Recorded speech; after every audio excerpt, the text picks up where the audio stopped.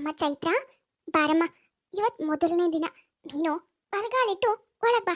ನಮ್ಮನೆ ಮಹಾಲಕ್ಷ್ಮಿ ಕಣಮ್ಮ ನೀನು. ನೀನು ಎಲ್ಲ ಒಳ್ಳೇದಾಗ್ಲಿ ಈ ಮನೆಗೆ ಅಂತ ಬೇಡ್ಕೊಂಡು ಬಲಗಾಲಿಟ್ಟು ಒಳಗ್ ಬಾರಮ್ಮ. ನೋಡಮ್ಮ ಚೈತ್ರ, ಇನ್ಮೇಲಿಂದ ಈ ಮನೆ ನಿಮ್ಮ ಮನೆನೇ. ನೀನು ಈ ಮನೇಲಿ ಯಾವ ಮುಜುಗರ ಇಲ್ದೇನೆ ಆರಾಮಾಗಿ ನಿನಗೇನು ಬೇಕೋ ಅದನ್ನು ಮಾಡಿಕೊಂಡು ಇರ್ಬೋದು. ನೋಡು, ಅಯ್ಯೋ ಮದುವೆ ಆಗಿ ಬೇರೆಯವ್ರ ಮನೆಗೆ ಬಂದೆ, ನನಗೆ ಇಲ್ಲೆಲ್ಲ ಹೊಸದು ಹಾಗೆಲ್ಲ ಏನೂ ಯೋಚನೆ ಮಾಡಬೇಡ. ಇಲ್ಲಿರೋರೆಲ್ಲ ನಿನ್ನೋರೆ, ನಾವೆಲ್ಲ ನಿನ್ನ ಅಪ್ಪ ಅಮ್ಮ ಇದ್ದ ಹಾಗೇನೆ. ಅದಕ್ಕೆ ನೀನು ನಮ್ಮ ಜೊತೆ ಎಲ್ಲರ ಜೊತೆನೂ ಬೆರ್ಕೊಂಡು ಚೆನ್ನಾಗಿರಬೇಕು. ಇಬ್ಬರು ಜೀವನನೂ ಸುಖವಾಗಿರಲಿ. ಹೌದೌದು, ಹೌದಮ್ಮ ಚೈತ್ರ. ನೀನು ನನ್ನ ಸ್ವಂತ ಮಗಳಿದ್ದಾಗೆ. ನಾನು ಯಾವತ್ತೂ ನಿನ್ನನ್ನ ಸೊಸೆ ಅಂತ ಅನ್ಕೊಳ್ಳೋದೇ ಇಲ್ಲ. ಈ ಮನೆಗೆ ನೀನ್ ಮಹಾಲಕ್ಷ್ಮಿ ಇದ್ದಾಗೆ ಅಂತ ನಾನು ಅವಾಗಲೇ ಹೇಳ್ದೆ ಅಲ್ವಾ. ಈ ಮಹಾಲಕ್ಷ್ಮಿ ಯಾವಾಗಲೂ ನಗಾಡ್ಕೊಂಡು ಮನೆ ತುಂಬ ಓಡಾಡ್ಕೊಂಡು ಹಾಗಿದ್ರೇನೆ ನಮಗೂ ಸ್ವಲ್ಪ ನೆಮ್ಮದಿ, ಈ ಮನೆಗೂ ಶ್ರೇಯಸ್ಸು. ಅದಕ್ಕೆ ಹೇಳ್ತಿದ್ದೀನಿ, ನೀನು ಯಾವ ಮುಜುಗರ ಇಲ್ದೇನೆ ನನ್ನನ್ನ, ನಿಮ್ಮ ಮಾವನ್ನ ನಿನ್ನ ಸ್ವಂತ ತಂದೆ ತಾಯಿ ಅನ್ಕೊಂಡು ಈ ಮನೇಲಿರೋ, ಆಯ್ತಾ? ಸರಿ, ನೀವು ತುಂಬ ಸುಸ್ತಾಗಿರ್ತೀರಾ, ಹೋಗಿ ಸ್ವಲ್ಪ ಹೊತ್ತು ರೆಸ್ಟ್ ಮಾಡಿ. ಅಷ್ಟರಲ್ಲಿ ನಾನು ಬಿಸಿ ಬಿಸಿಯಾಗಿ ಊಟ ರೆಡಿ ಮಾಡ್ತೀನಿ. ಸುರೇಂದ್ರ ಮತ್ತೆ ಗೀತಾ ದಂಪತಿಗಳಿಗಿರೋನು ಒಬ್ಬನೇ ಒಬ್ಬ ಮಗ. ಅವನ ಹೆಸರು ಪ್ರೀತಮ್. ಅವನು ನೋಡೋದಕ್ಕೆ ತುಂಬಾನೇ ಸುಂದರವಾಗಿದ್ದಾನೆ. ಅದು ಅಲ್ಲದೆ ತುಂಬ ಚೆನ್ನಾಗಿ ಓದ್ಕೊಂಡು ಕೈ ತುಂಬ ಸಂಬಳ ಬರೋ ಒಂದು ಕೆಲಸದಲ್ಲಿದ್ದಾನೆ.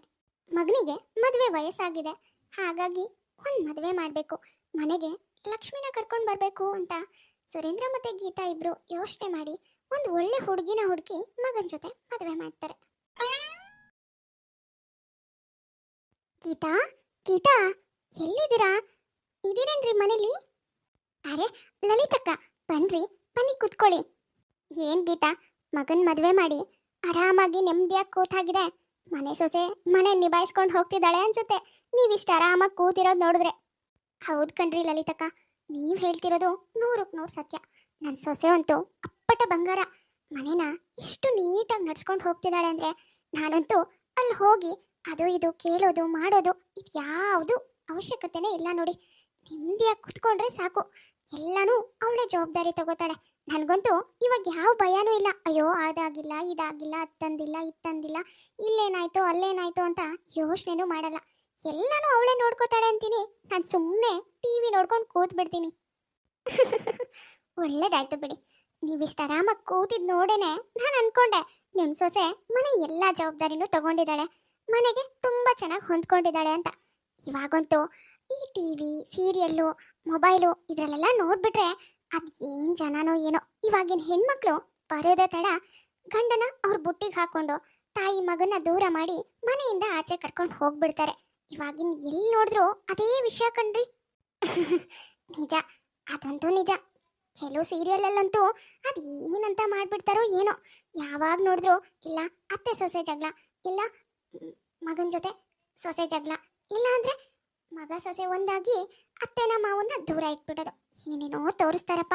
ಇವಾಗಿನ ಮಕ್ಕಳೆಲ್ಲ ಟಿವಿ ನೋಡ್ಬಿಟ್ಟೆ ಬೆಳೀತಿರೋದಲ್ವಾ, ಅದಕ್ಕೆ ಟಿವಿಲಿ ಏನು ಬರುತ್ತೋ ಅದನ್ನೇ ತಲೆಗೆ ಹಾಕೋತಾ ಇದ್ದಾರೆ ಅನ್ಸುತ್ತೆ. ಹೌದೌದು, ಎಲ್ಲಾನು ಟಿವಿಯಿಂದಾನೇ ಕಲ್ತಿರೋದು ಅನ್ಸುತ್ತೆ. ಇನ್ನು ನನ್ನ ಮಕ್ಕಳಿಗೆಲ್ಲ ಮದುವೆ ಆದಮೇಲೆ ನಮಗೆಲ್ಲ ಎಂಥ ಸುಸ್ತಿರ್ ಬರ್ತಾರೋ ಏನೋ ಯಾರಿಗೊತ್ತು. ಆದರೂ ಗೀತಾ, ನಿನ್ನ ಸೊಸೆ ಬಂಗಾರ ಅಂತ ನಿನ್ನ ಬಾಯಲ್ಲೇ ಬಂತು. ಯಾವಾಗಲೂ ಹಾಗೆ ಅಪ್ಪಟ ಬಂಗಾರ ಆಗಿದ್ರೆ ಅಷ್ಟೇ ಸಾಕು ನೋಡು. ಸರಿ ಗೀತಾ, ನನಗೆ ಮನೇಲಿ ಕೆಲಸ ಇದೆ, ಹೀಗೆ ಇಲ್ಲೇ ಬಂದ ಹಾಗೆ ನಿನ್ನ ಹತ್ರ ಒಂದು ಸ್ವಲ್ಪ ಮಾತಾಡ್ಕೊಂಡು ಹೋಗೋಣ ಅಂತ ಬಂದೆ.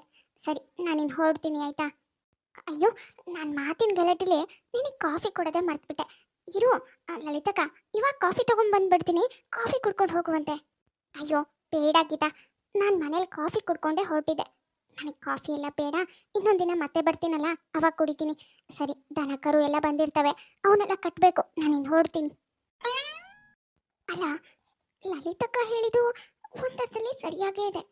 ಇವಾಗಿನ ಮಕ್ಕಳೆಲ್ಲ ಮೊದಲಿಗೆ ಚೆನ್ನಾಗೇ ಇರ್ತಾರೆ ಎಲ್ಲರ ಜೊತೆಗೂ, ಆಮೇಲೆ ತನ್ನ ಗಂಡನ ತನ್ನ ಮುಷ್ಟಿಲಿ ಇಟ್ಕೊಂಡು ಅಪ್ಪ ಅಮ್ಮನ ದೂರ ಮಾಡಿ ನಿಧಾನವಾಗಿ ಮನೆಯಿಂದ ಜಾಗ ಖಾಲಿ ಮಾಡ್ತಾರೆ. ಅಲ್ಲ, ಈ ಚೈತ್ರ ಕೂಡ ಇವಾಗೇನೋ ನಮ್ಮ ಜೊತೆ ಚೆನ್ನಾಗಿದ್ದು, ಆಮೇಲೆ ಇನ್ನೊಂದಿನ ನನ್ನ ಮಗ ಪ್ರೀತುನ ಅವಳು ಸರ್ಗಲ್ ಗಂಟು ಹಾಕ್ಕೊಂಡು ಕರ್ಕೊಂಡು ಹೋಗ್ಬಿಟ್ರೆ, ಇಲ್ಲ ಅದನ್ನ ನನಗೆ ನೆನ್ಪು ಮಾಡ್ಕೊಳ್ಳೋದಕ್ಕೂ ಆಗಲ್ಲ. ಅವನು ನನ್ನ ಮಗ, 28 ವರ್ಷ ಅವನನ್ನ ಅಂಗೈಯಲ್ಲಿಟ್ಟು ಸಾಕಿದ್ದೀನಿ. ನಾನು ನನ್ನ ಗಂಡ ಅವನಿಗೋಸ್ಕರ ಕಷ್ಟಪಟ್ಟಿದ್ದೀವಿ. ಹೀಗಿರುವಾಗ ಯಾರೋ ಬಂದು ನನ್ನ ಮಗನ ಅವಳ ಸರ್ಗಲ್ ಗಂಟು ಹಾಕೊಂಡು ನಮ್ಮಿಂದ ದೂರ ಮಾಡ್ತಾಳೆ ಅಂದ್ರೆ ಅದನ್ನ ನೋಡ್ಕೊಂಡು ನಾನು ಸುಮ್ಮನೆ ಇರ್ತೀನಾ? ಇಲ್ಲ ಇಲ್ಲ ಇಲ್ಲ, ಹಾಗೆಲ್ಲ ಯಾವುದು ಆಗ್ಲೇಬಾರ್ದು. ಅದಕ್ಕೆ ನಾನು ಮಾತ್ರ ಅವಕಾಶ ಮಾಡಿಕೊಡಲ್ಲ.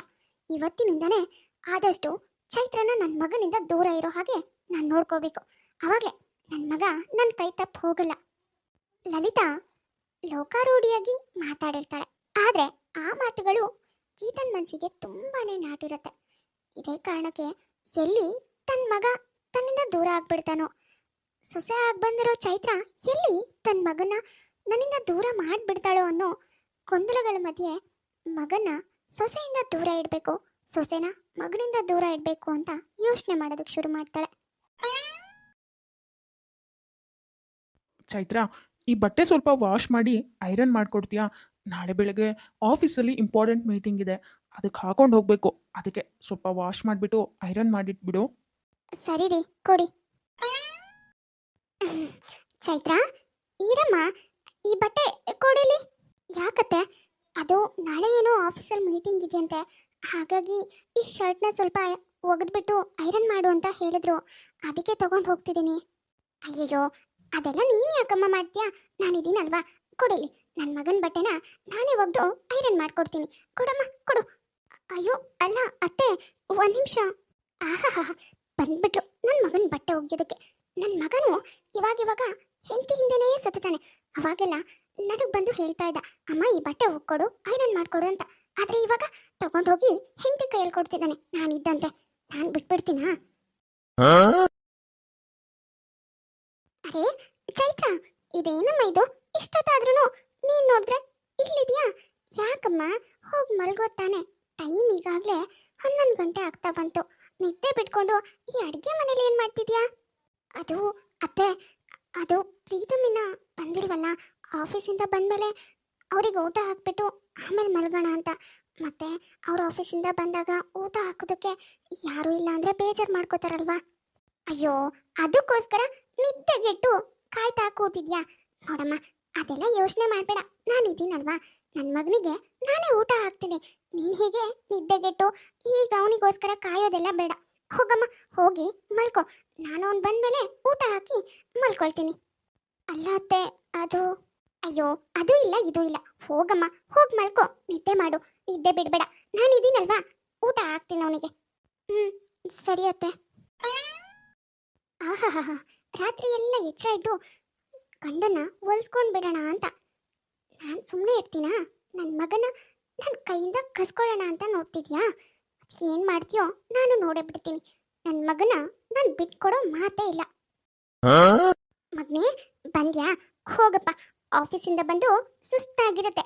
ಹೋಗಿ ಬೇಗ ಕೈಕಾಲು ಮುಖ ತೊಳ್ಕೊಂಡು ಬಾ, ನಾನು ಊಟಕ್ಕೆ ರೆಡಿ ಮಾಡ್ತೀನಿ. ಇದೇನಮ್ಮ ಇದು? ಈಗಾಗಲೇ 11 ಗಂಟೆ ಆಯಿತು. ನೀನು ನೋಡಿದ್ರೆ ನನಗೋಸ್ಕರ ಕಾದ್ಕೊಂಡಿದ್ಯಲ್ಲ. ಅಲ್ಲ, ಚೈತ್ರ ಇದ್ಲು ಅಲ್ವಾ, ಅವಳು ಬೇಕಾದ್ರೆ ನನಗೆ ಊಟ ಹಾಕೋದಕ್ಕೆ ಕಾಯ್ತಾ ಇರ್ತಿದ್ಲು. ನೀನು ಹೋಗಿ ಮಲಗಬೇಕಲ್ವಾ? ನೀನು ಹೀಗೆ ನಿದ್ದೆಗೆಟ್ರೆ ನಿನ್ನ BP ಕೂಡ ವೇರಿಯೇಷನ್ ಆಗುತ್ತೆ. ಅಯ್ಯೋ, ನಾನು ಅದೇ ಹೇಳ್ದೆ ಕಣೋ. ಆದ್ರೆ ಚೈತ್ರಂಗೇನೋ ಸುಸ್ತಾಗಿದೆಯಂತೆ, ಅದಕ್ಕೆ ನಿಮ್ಮ ಮಗಂಗೆ ನೀವೇ ಊಟ ಹಾಕಿ, ನನಗೆ ನಿದ್ದೆ ಬರ್ತಿದೆ, ನಾನು ಮಲಗ್ತೀನಿ ಅಂತ ಹೋಗೇ ಬಿಟ್ಲು. ಹಾಗೆ ಹೇಳಿ ಹೋದ್ಮೇಲೂ ನಾನು ಇನ್ನೂ ಅವಳನ್ನ ಒತ್ತಾಯ ಮಾಡೋದು ಚೆನ್ನಾಗಿರುತ್ತೆ ಹೇಳು? ಎಷ್ಟೇ ಅಂದ್ರು ನನ್ನ ಮಗ ಅಲ್ವಾ, ಅದಕ್ಕೆ ನಾನೇ ಕಾಯ್ಕೊಂಡು ಕೂತೆ. ಏನು ಹಾಗೆ ಹೇಳಿದ್ಲಾ?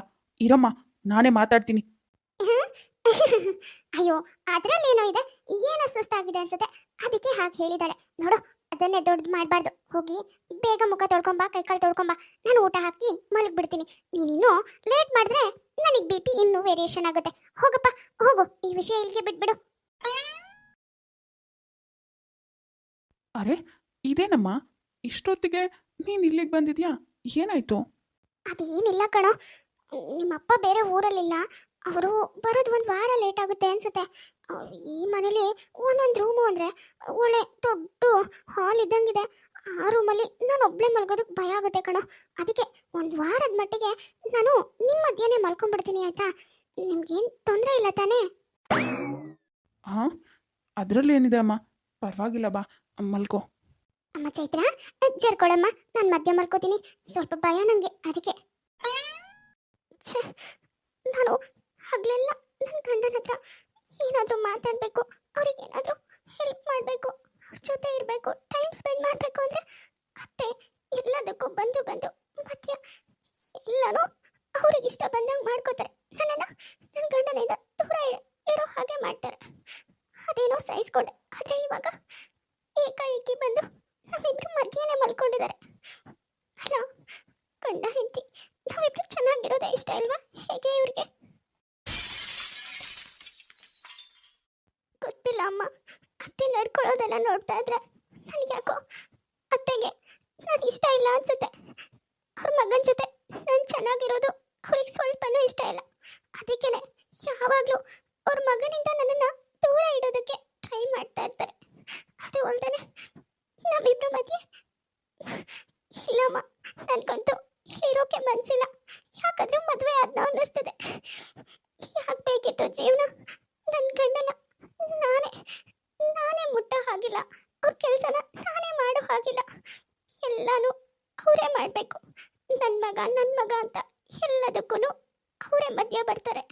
ಈ ಚಂದಕ್ಕೆ ನನ್ನನ್ನು ಯಾಕೆ ಅವ್ರ ಮಗನ ಜೊತೆ ಮದುವೆ ಮಾಡಿಸ್ಬೇಕಿತ್ತು, ಈ ಮನೆಗೆ ಕರ್ಕೊಂಡು ಬರಬೇಕಿತ್ತು.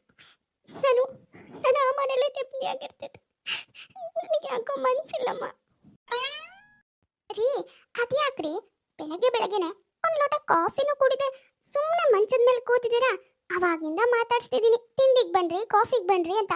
ಆದ್ರೆ ನೀವು ಏನೋ ಯೋಚನೆಯಲ್ಲಿ ಮುಳುಗ್ ಹೋಗಿದ್ರ. ಏನಾಯ್ತ್ರಿ? ಅದೇನಿಲ್ಲ ಕಣೆ, ನಿನ್ನ ತಂಗಿ ಮಗಳು, ಅದೇ ಸೌಭಾಗ್ಯನ ಮಗಳು ಶ್ರೇಷ್ಠ ಇದ್ದಾಳಲ್ಲ, ಅವಳಿಗೆ ಮದುವೆ ಆಗಿತ್ತಲ್ವೇ? ಹ್ಞೂ, ಅದೇ ನಮ್ ಶ್ರೇಷ್ಠ ಗಂಡನ ಮನೇಲಿ ತುಂಬಾ ಚೆನ್ನಾಗಿ ನೋಡ್ಕೋತಾರೆ ಅಂತ ಹೇಳ್ತಿದ್ಲು. ಗಂಡನೂ ಅಷ್ಟೇ ತುಂಬಾನೇ ಚೆನ್ನಾಗಿದ್ದಾನೆ. ಇಬ್ರು ಜೋಡಿ ಅಂದ್ರೆ ನೋಡಿದ್ರೆ ಎಲ್ಲರದ್ದು ದೃಷ್ಟಿ ಆಗುತ್ತೆ, ಅಷ್ಟು ಚೆನ್ನಾಗಿದ್ದಾರೆ. ಹ್ಞೂ ಕಣೆ, ಅವಳೇನೋ ಗಂಡನ ಮನೆ ಬಿಟ್ಟು ತವ್ರ ಮನೆಗೆ ಬಂದಿದ್ದಾಳಂತೆ ಕಣೆ. ಏನು, ತವ್ರ ಮನೆಗೆ ಬಂದಿದ್ದಾಳಂತ? ಅಲ್ಲ, ಅಂತದೇನ್ರಿ ಆಯ್ತು? ಅವಳಿಗೇನ್ ಬಂದಿತ್ತು ರೋಗ? ಅಷ್ಟು ಚೆನ್ನಾಗಿರೋ ಗಂಡನ ಮನೆ ಸಿಕ್ಕಿದ್ರು ತವ್ರ ಮನೆಗೆ ಬಂದು ಕೂರೋ ಅಂತದ್ ಏನ್ರಿ ಆಗಿತ್ತು ಅವಳಿಗೆ? ನಾನು ಹಾಗೆ ಕೇಳ್ದೆ ಕಣೆ, ಅದಕ್ಕೆ ಏನೋ ಅವ್ರ ಅತ್ತೆ ಸರಿ ಇಲ್ವಂತೆ.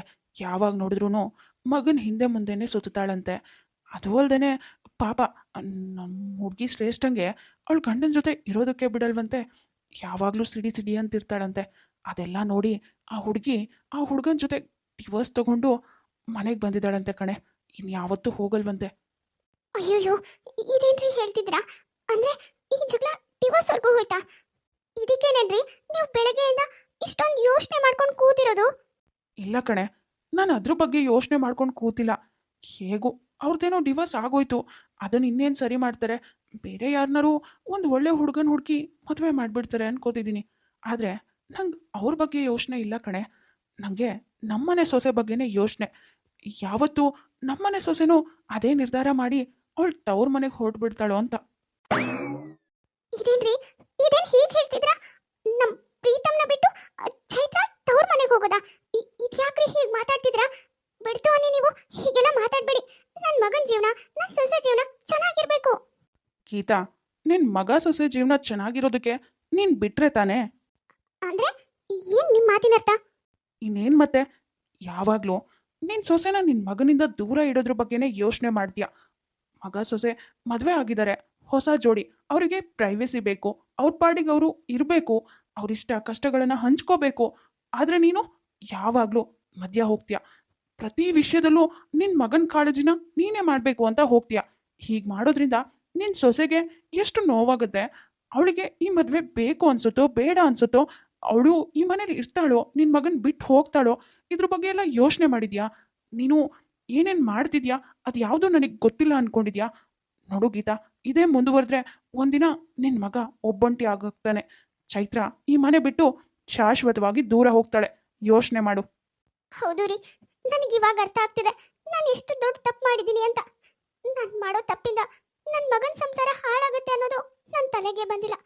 ನನ್ನ ಮಗ ಎಲ್ಲಿ ಕೈ ತಪ್ಪು ಹೋಗ್ತಾನೋ ಅಂತ ಹೀಗೆಲ್ಲ ಮಾಡ್ಬಿಟ್ಟೆ. ದಯವಿಟ್ಟು ದಯವಿಟ್ಟು ನನ್ನ ಕ್ಷಮಿಸ್ಬಿಡ್ರಿ. ಇನ್ಯಾವತ್ತೂ ಹೀಗೆಲ್ಲ ಮಾಡಲ್ಲ.